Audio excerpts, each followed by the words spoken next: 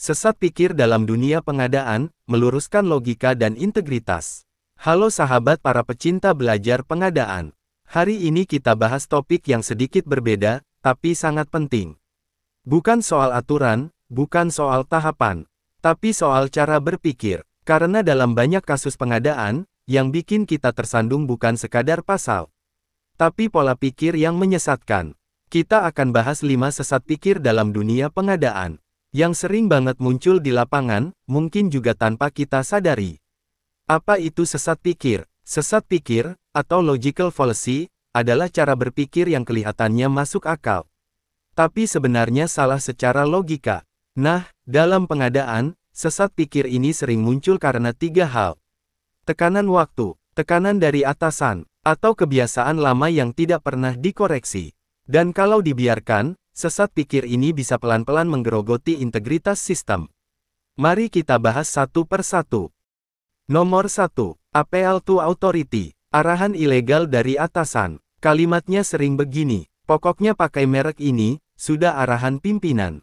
Ini arahan dari pimpinan, pakai pelaku usaha yang di link ini, sudah masuk katalog juga kok. Nah, ini contoh klasik appeal to authority, atau seruan pada otoritas. Menganggap sesuatu benar hanya karena dikatakan oleh orang yang punya jabatan. Padahal, jabatan tidak otomatis berarti kebenaran. Peraturan Presiden Nomor 16 Tahun 2018 tidak bilang boleh melanggar asal disuruh atasan. Yang diatur justru kemandirian dan akuntabilitas pejabat pengadaan. Jadi kalau kita dapat arahan yang tidak sesuai prinsip atau etika bukan berarti harus langsung menolak keras.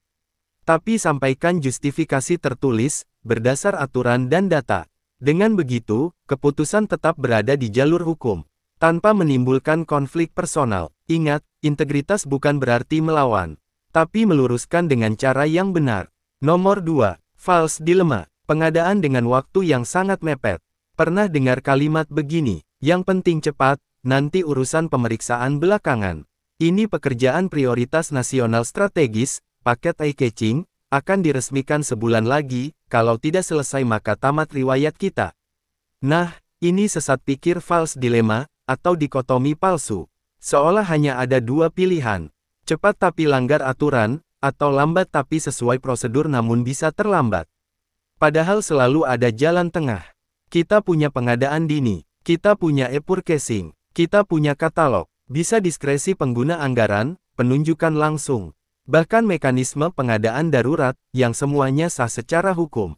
Jadi, bukan aturannya yang menghambat, tapi perencanaan dan kedisiplinan waktunya. Sesat pikir ini berbahaya karena menormalisasi pelanggaran kecil. Dari melanggar sedikit, lama-lama jadi melanggar sistematis.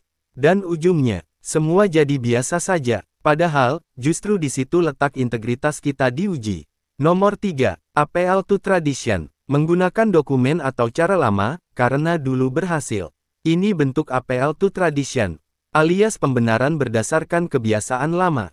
Kita sering dengar kalimat seperti, dulu pakai dokumen ini aman kok, sekarang pakai lagi aja. Spesifikasi teknis dan kerangka acuan kerja ya copy paste saja dari dokumen tahun lalu, sama saja kok, amanlah. Padahal konteks sudah berubah. Aturan revisi, harga pasar berubah, teknologi juga berkembang. Kalau dulu template berhasil, belum tentu hari ini relevan. Karena prinsip pengadaan bukan hanya compliance, tapi perbaikan berkelanjutan, continuous improvement. Budaya, biasanya begini, adalah musuh utama inovasi. Sebaliknya, budaya bertanya, apakah ini masih tepat hari ini? Itulah tanda organisasi yang belajar.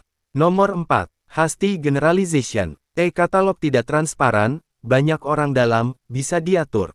Kalau tidak ada, orang dalam tidak akan bisa menang. Nah, ini jenis sesat pikir hasty generalization, atau generalisasi tergesa-gesa. Karena ada 1-2 kasus penyimpangan, lalu kita simpulkan seluruh sistemnya rusak. Padahal e-katalog itu cuma alat. Ia bisa transparan, bisa juga disalahgunakan, tergantung siapa yang mengoperasikan. Seperti pisau, di tangan koki, menghasilkan makanan lezat. Di tangan penjahat, bisa melukai orang. Yang salah bukan pisaunya, tapi niat dan moral penggunanya. Kalau semua kesalahan kita lempar ke sistem, kita kehilangan kemampuan untuk self-correction. Dan akhirnya tidak ada yang mau bertanggung jawab. Kritik itu penting, tapi harus proporsional dan berbasis fakta. Karena kalau semua disamaratakan, kita menumbuhkan sinisme, bukan perbaikan. Nomor 5. Ad hominem dan stereotyping fallacy. PPK dan Pokja pasti korup, pasti kong kali kong. PPK dan Pokja juga butuh uang, honornya kecil, mereka pasti korupsi, tidak mungkin bisa jujur dan kredibel. Ini termasuk ad hominem, menyerang pribadi, bukan argumen. Dan juga stereotyping fallacy, yaitu menghakimi kelompok tanpa bukti individual. Padahal banyak Pokja dan PPK yang bekerja dengan integritas tinggi. Bahkan rela ditekan dan dikorbankan demi menjaga proses tetap bersih. Tapi karena beberapa oknum, label, semua korup, menempel ke seluruh profesi pengadaan. Ini bukan hanya tidak adil, tapi juga merusak semangat orang-orang baik di dalam sistem. Ketika publik kehilangan kepercayaan, maka pejabat berintegritas pun kehilangan dukungan moral. Kita perlu ubah narasinya, bukan semua pengadaan korup. Tapi, masih banyak insan pengadaan yang menjaga marwah profesinya. Mengapa sesat pikir ini berbahaya? Karena semua penyimpangan besar selalu dimulai dari logika kecil yang salah. Dari, sekali saja, menjadi, biasa saja. Dari, disuruh atasan, menjadi, kita ikut aja. Dari, yang penting cepat, menjadi, yang penting aman. Itulah kenapa, meluruskan logika jauh lebih penting dari sekadar menambah aturan. Aturan bisa ditegakkan dengan sanksi, tapi logika hanya bisa diluruskan dengan kesadaran. Dan kesadaran lahir dari keberanian berpikir jernih. Teman-teman pecinta pengadaan, setiap dari kita pasti pernah berada di posisi sulit. Ditekan waktu, diarahkan pimpinan, atau berhadapan dengan sistem yang tidak ideal. Tapi disitulah nilai profesionalisme diuji. Apakah kita tunduk pada tekanan, atau tetap berpijak pada prinsip? Sesat pikir bukan dosa besar, asal kita sadar dan mau memperbaikinya. Karena sesat pikir bukan tanda jahat, tapi tanda bahwa kita perlu berpikir lebih jernih. Mari kita ubah cara kita memandang pengadaan. Bukan sekadar proses administratif, tapi cermin integritas bangsa. Ketika logika sehat dan moral tegak, pengadaan bukan lagi sekadar belanja, tapi bentuk nyata tanggung jawab kepada rakyat. Demikian refleksi kita hari ini. 5 sesat pikir dalam dunia pengadaan, dan bagaimana kita bisa meluruskannya.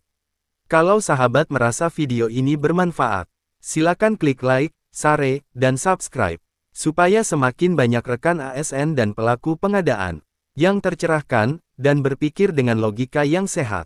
Sampai jumpa di video berikutnya. Saya Heldi.net. Tetap semangat belajar, tetap jaga integritas, karena pengadaan yang bersih dimulai dari pikiran yang lurus. Salam sehat, salam bahagia dan salam pengadaan dari Bogor.